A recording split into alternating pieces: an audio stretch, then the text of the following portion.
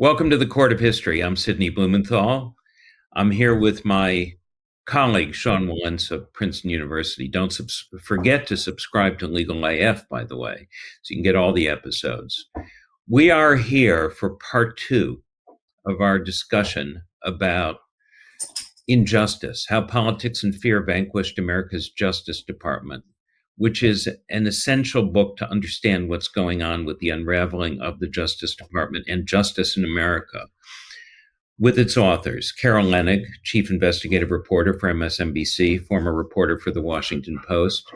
She has won the Pulitzer Prize 5 times. The author of Zero Fail, co-author of books on the Trump first administration, A Very Stable Genius, and I Alone Can Fix It. And Aaron C. Davis, an investigative reporter for The Washington Post, awarded the Pulitzer Prize twice, a finalist 3 times, and has won numerous other awards. And welcome back to the Court of History. Thank you. Thank you. So let us pick up the story from part 1, which everyone needs to listen to. We're on the park bench in Washington with Thomas Wyndham. Yes, we're off the park bench with Thomas Wyndham, the sole prosecutor, looking into this matter. And now Merrick Garland has decided, at last, that there is a need for a special prosecutor, and he names Jack Smith. Jack Smith is a mess. He is lying in a hospital bed, writhing in pain. He is in the Netherlands, and he decides he will accept this assignment. Tell us a little bit about Jack Smith to set the scene. Well, I love the opening because, Jack Smith was a mess when this amazing job came his way. He had just been in an accident. He's a triathlete, an Ironman, and obsessive about all sorts of biking, swimming, and running. And so he normally commutes to work on a bike. He was hit by a moped, a scooter, and broke his leg in a couple of places. So serious it was, this accident in November of 2022, that emergency medical personnel described his leg as kind of looking like a noodle. He was on a lot of painkillers when Merrick Garland called him on November 14th, the day before Donald Trump was about to make an announcement that everyone imagined would be his announcement that he was going to run for president again. And Garland calls him on the 14th and said, if I gave you the job of special counsel, would you take it? If I offered you the job? And Smith says yes. But he doesn't tell Merrick Garland how seriously he's injured. And then his staff, Merrick Garland's staff, is scrambling to figure out what to do about the fact that this person that they want for the job is taking a lot of medication. Jack Smith, I have referred to him a couple times, other sources have as well, kind of this bionic man, because he decides to take himself off the painkillers, even though he's been screaming so loud at night. They're trying to move him into different wards so the other patients can sleep. They take him off the medication, and he takes himself out of the hospital against medical advice so that he can swear the oath of the office without any question or doubt from the Justice Department about his mental state. He is then off to the races. He receives 2 teams of prosecutors that have been working on the classified documents case involving Trump withholding classified documents at Mar-a-Lago, and he hears from another team about the election interference case, which is still in a very early stage. And he is insistent that they move briskly. He's very aware of the political clock and tells his aides, that his inner circle aides, that their duty right now is to decide about whether to indict as quickly as they can, both for the American people to know the answer to this question: is this candidate a criminal? Is this person someone we have extensive provable evidence of a crime? And also for Donald Trump, if he's running for office, let's answer the question. If he's not, if we don't think we can bring charges, let's answer that as well for him, so it's not hanging out there. In a briefing that he holds in his home, where there's a hospital bed on his first floor because he can't make it up the second story. He's been sleeping in basically the kitchen of his home. He held a briefing with the classified documents team, Jay Bratt and Julie Edelstein, both seasoned Department of Justice prosecutors in the national security section. And he says, I want us to make a decision about whether to indict in the next 3 months. Both of them are like, whoa, that's fast. And they entreat him to give them a little more time to build and sustain the case. They argue that it's going to take a little while to work with the CIA about the kind of evidence they can use, how they can describe some of these top secret documents, and to just give them 6 months. And he agrees. But there's nothing except briskness and rigor in what he does for the next 8 months in that office. What does Julie Edelstein say? At one point, you quote her or paraphrase what she says, an incredible statement about how they would have treated Donald Trump if he were a regular person. Ordinary person, yeah. Ordinary citizen, about the Mar-a-Lago case and his retention of classified documents. What does she say? So that goes back a little bit earlier in August of 2022, before Jack comes into the picture. Mm-hmm. But this is the night of the raid in which they go in and search for the documents inside Mar-a-Lago. And that night, Matthew Olson, the then Assistant Attorney General for National Security, is going around the room with his advisors on this call, and they are talking about, what do we do next? And Edelstein, to your point, longtime, highly respected prosecutor, described to us by some people as kind of the encyclopedia of classified documents cases. And she turns on this call and says, if it was anybody else, we would arrest him tomorrow. And the sensitivity of the documents that they had just all taken, this pile, were so sensitive that, the very highest rungs of the Department of Justice didn't even have authorization to look at them, to know what was inside these documents. Mm. At one point in a document, in a statement, Jack Smith actually suggests, it's a kind of speculation of what Donald Trump's motives might be with these documents. And he says, is it to commercialize them? Is he giving them to foreign powers? Is he keeping them for his own amusement? What's he doing here with them? What does Jack Smith ever learn? And will we ever learn what's at the bottom of this case? And we'll discuss that soon, about the nature of the judge. And this is always the question. Why was he doing this? Why was he holding on to them? What did he discover about Trump's motives? Do we know? I think that unfortunately this is a bit of a cliffhanger because, and it's something that Aaron and I have asked before, what kind of damage could Jack Smith do to Donald Trump and his reputation if he's ever called to testify by House Republicans, which he eagerly is inviting. Jack Smith has been saying, I want to testify and tell you all what I found. He wants to testify in public, not behind closed doors. Yeah.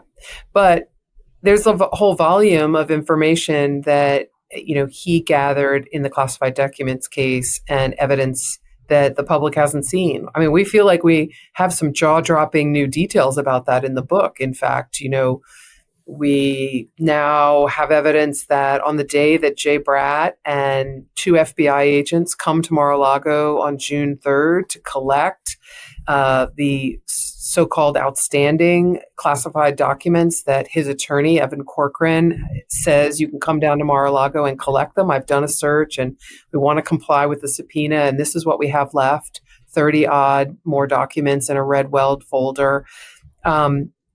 As Jay Bratt and the agents are driving in a government-issued car being picked up and driven to Mar-a-Lago, some luxury sedans are driving to the same airport from Mar-a-Lago, driven by one of Trump's valets and another assistant. And inside them are boxes of records that Trump does not want to be on the premises when the FBI arrive. Mm. He's moving them, which of course is a crime. What Jack Smith calculates about where he's going to prosecute this case, and he decides not to do it in the District of Columbia, but instead in Florida. And there's a debate within his office about this. Yeah. Tell us about it. Devastating choice. There is. You have to think about where things were heading into this choice. There had been a grand jury in D.C. They had been investigating this in D.C. Inside the Justice Department, they were hiring attorneys expecting that they were going to bring this case in D.C. Prior to the naming of a special counsel. And Jack Smith, they get more evidence. And some of the things that Carol's talking about, all these things that are, unbelievable stories almost, are taking place in Florida. But the boxes are being moved. They're being moved, after messages from the president instructing what he wants done. And so the bulk, like the heart of the investigation, the heart of the charges, really centers in the actions in Florida. The Jack Smith, the commission's kind of an analysis of this done by James Pierce on his staff. And Smith is convinced by looking at the analysis, we really need to bring this case in Florida. And his staff had also calculated at that time, though it doesn't seem that Smith necessarily cared or potentially even knew about it, but the staff thought there was about a 1 in 6 chance that they would get Judge Cannon if it went to Florida. Judge Eileen Cannon. Explain who Eileen Cannon is. Yeah. Yeah. And Judge Cannon's kind of considered like the problem here for the Justice Department. That is that, Cannon had been assigned to the case after Trump said you can't take these documents as personal property. You need to look through this and suss out what's actually maybe under executive privilege I should be able to hold on to. And she had previously stopped the Department of Justice from even looking at and calling through and cataloging what was in those boxes that they'd taken from Mar-a-Lago in that raid back in 2022. So Cannon, to some in the Justice Department, was obviously already like a red flag, and they did not want to have the case end up before her. So Jack Smith goes forward with his analysis. He takes it to Main Justice. He takes it to the National Security Staff there, and then to the Attorney General. And each time, some folks in the room kind of cock their head and are concerned. If this ends up before Judge Cannon, it's dead, says David Newman, one of Olson's advisors. And then even the Attorney General himself sends his own staff to kind of backstop and analyze do we really need to take this case to Florida? Could the heart of it be subject to appeal and overturning if we bring it in DC instead. So they do go forward with Florida, but in the process of all this, every time somebody learns about it, it's just a little bit shocking. Perhaps even most shocking to the people inside Jack Smith's own office who had been hired and planned to bring it in DC. And there's a scene where we recount this, that David Raskin, a longtime trial attorney, had just finished a classified documents case previous year. He says, "Are you effing serious? You're going to bring this in Florida instead of DC?" And so to him, to others, it rang as a missed opportunity to bring it in DC, where you just need to move first to get a conviction, worry about the appeal process later. So Eileen Cannon, Judge Cannon, basically tosses this.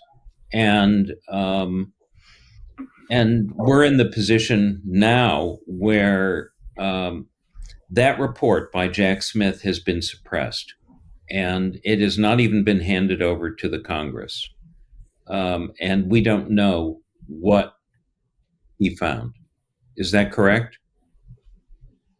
Yeah. I mean, we know a lot, but that is true. We don't know that.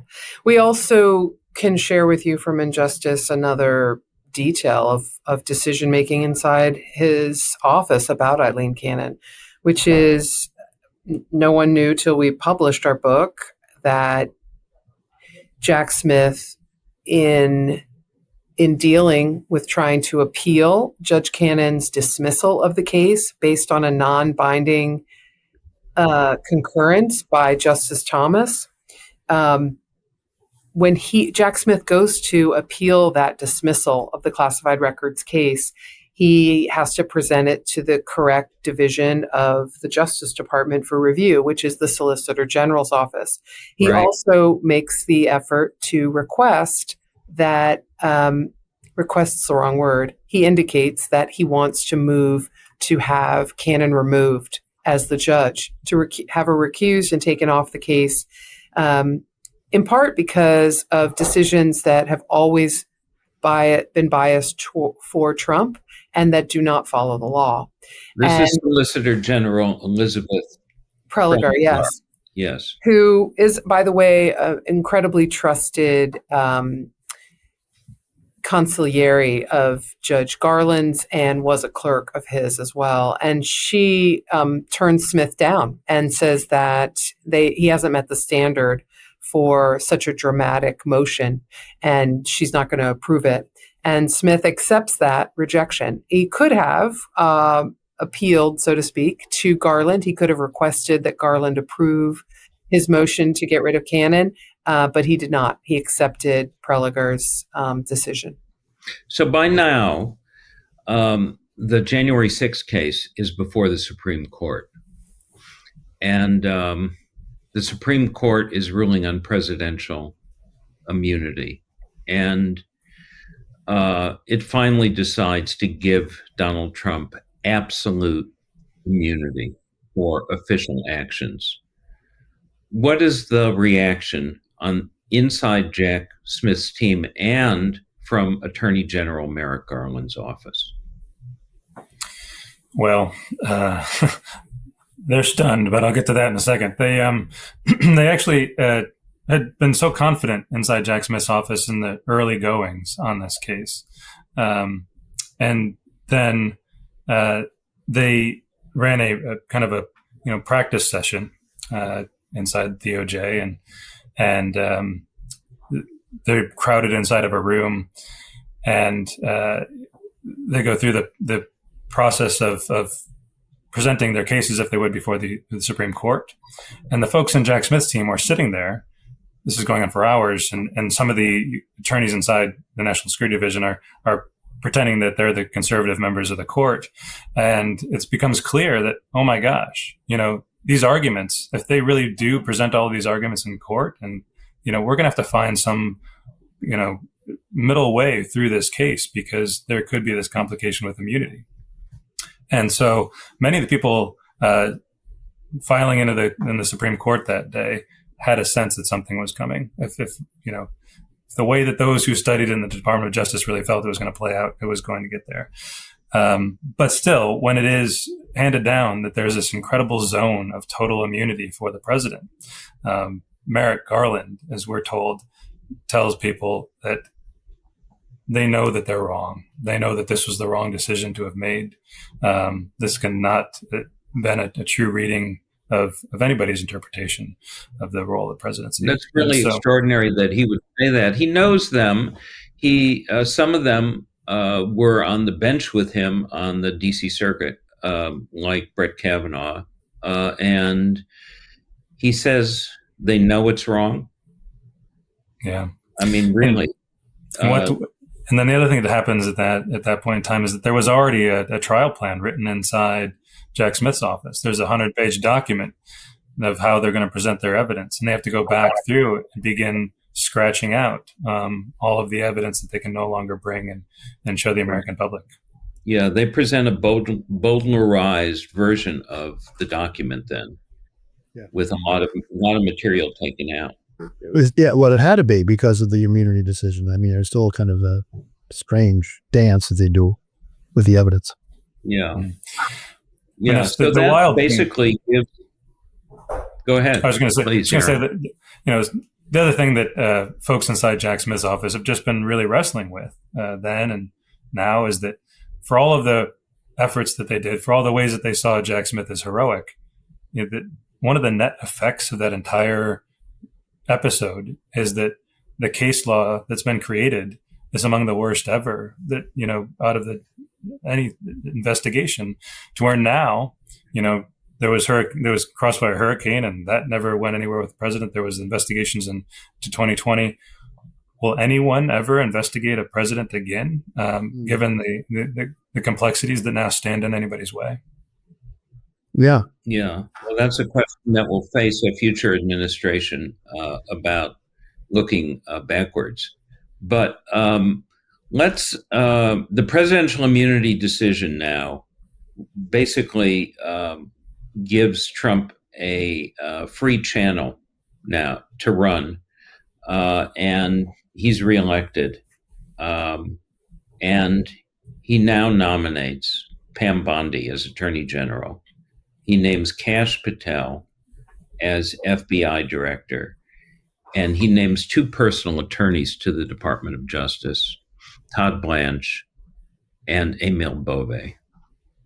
And the retribution that he promises, I am the retribution, begins focused on the Department of Justice and the FBI, which is, of course, part of the Department of Justice.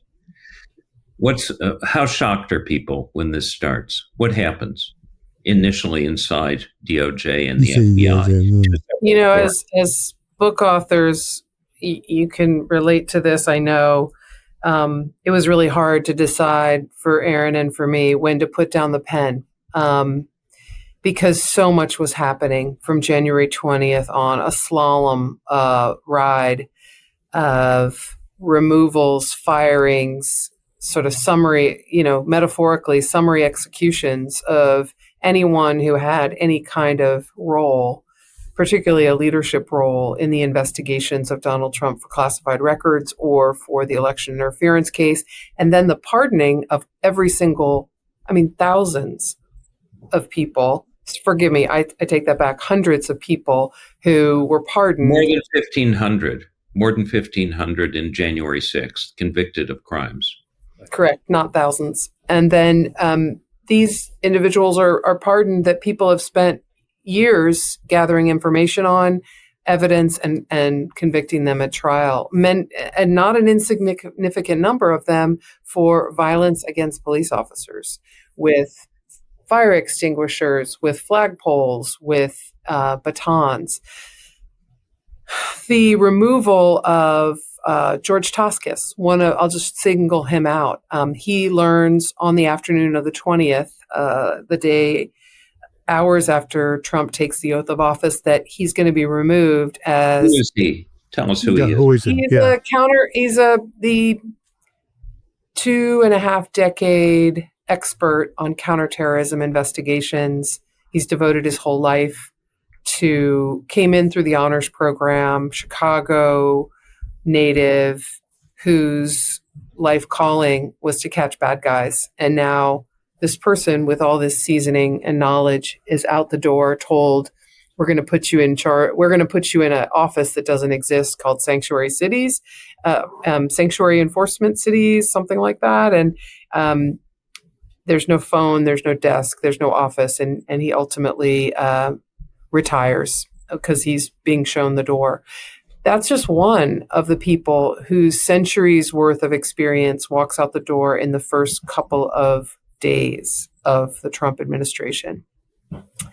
A group of executive assistant directors, all the top leadership of the FBI, are brought into a room and told, I believe it's January 30th, it could be January 31st of 2025, they're summoned to a 7th floor office where it's explained to them by the acting FBI director that Emil Bove is getting pressure from Stephen Miller, White House Deputy Chief of Staff, and from Kash Patel, the not yet confirmed FBI director, that all of you need to resign or you'll be forced out, you'll be fired. And they're meanwhile watching Kash Patel testify to Congress in his Senate confirmation hearing that he doesn't know anything about any firings that are going on at the FBI. So they believe that they're watching him commit perjury in real time as it relates to their experience. The next thing that happens that I think is probably the most important to highlight for your listeners is the contrast. Pam Bondi welcomes to the Department of Justice Donald Trump for his first visit. It's February 24th, and Donald Trump comes to give his speech to the Department of Justice at its building. Yes. What a speech. He comes to the Great Hall, and, just to set the scene, it has a real campaign vibe. He brings his campaign set list, which includes YMCA and some other Broadway show tunes. I feel like some of them are from not La Boheme, but he loves Les Mis. I mean, that's one thing I know. It may be Les Mis. Thank you, Les Mis. And he likes a lot of disco stuff. And he's really into disco. Yes, it's true. Yeah. Well, that's the Studio 54 vibe. So all of those make the rounds. There's a new stage that he's had built, or Pam has had built at the Great Hall, because the Great Hall wasn't great enough. And it's a huge stage, and he brings in brand new bright blue velvet curtains, light and electric looking, and they happen to cover, which we thought was interesting, the statues of justice that flank the podium. And as Pam comes out, Pam Bondi says, we're so honored to have President Trump, the law enforcement officer in chief of the United States of America, and to work at the directive of the President of the United States. Couldn't be more different, right, than Attorney General Merrick Garland, who issued a statement from his office under the DOJ spokesperson that Biden doesn't tell us what to do. We make our decisions without the White House's involvement, and we will continue to, full stop, period. So what is Emil Bove doing in terms of the purges? Because we're now getting Soviet-style purges at the Department of Justice of anyone who was involved with the January 6th prosecution or Mar-a-Lago, and anything to do with Trump, yeah, and far beyond that, including new prosecutions. Yeah, the Eric Adams corruption case. What happens to the public integrity division of the Justice Department, and what is the role of Emil Bove here? Tell us about it. Sure. Well, it's also just stunning to think about that Emil Bove comes in as the acting deputy attorney general, but his prior role had been to be one of Donald Trump's defense attorneys. And, I think the kind of the bookends of the book, if you will, in some ways, there's a moment very early on where Steve Bannon is speaking to Mueller's investigators and says, Donald Trump really considers a good Justice Department attorney as the people who will take care of him, and it never happened in Trump's first term. There weren't attorneys inside, other than certainly through the middle ranks of the department, who would take care of Donald Trump. Many fought and recoiled against the things that they were being asked to do.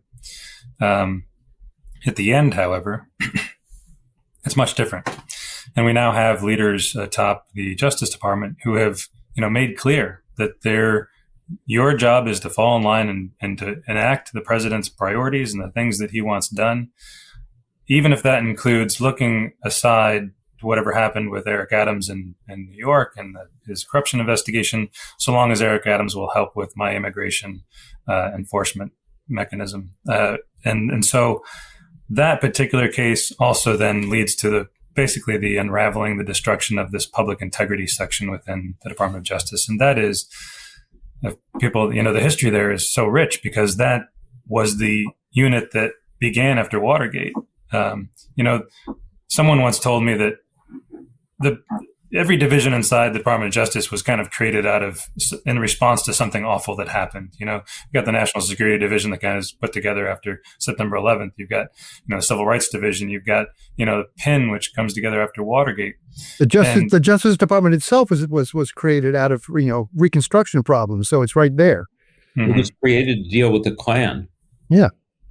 And so there's no post January 6th division or no, domestic terror division that was spawned or stood up in response to what happened that day. Quite to the contrary. Now we're in a place where the architecture of the Department of Justice that is, most clearly directed at public corruption was dismantled. From the Southern District of New York to DC, prosecutors each walked away and refused to go along with dropping that case. And so it's where we are now. There were 30 some prosecutors in that office prior to when Trump took office on January 20th. We understand that the most recent count we've heard is 2. And now 2 prosecutors left. Public corruption.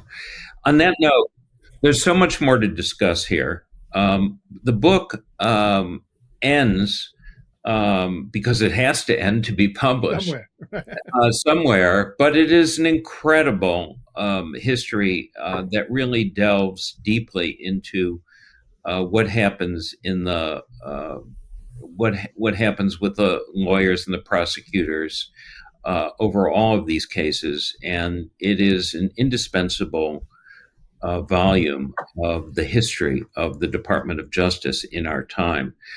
So we want to thank Carol Leonnig and Aaron Davis for appearing on the Court of History. On behalf of Sean Wilentz and myself, the court is now adjourned. Please subscribe to Legal AF. Can't get your fill of Legal AF? Me neither. That's why we formed the Legal AF Substack. Every time we mention something in a hot take, whether it's a court filing or a oral argument, come over to the Substack. You'll find the court filing and the oral argument there, including a daily roundup that I do called, wait for it, Morning AF. What else? All the other contributors from Legal AF are there as well. We got some new reporting. We got interviews. We got ad-free versions of the podcast and hot takes. Where? Legal AF on Substack. Come over now to free subscribe.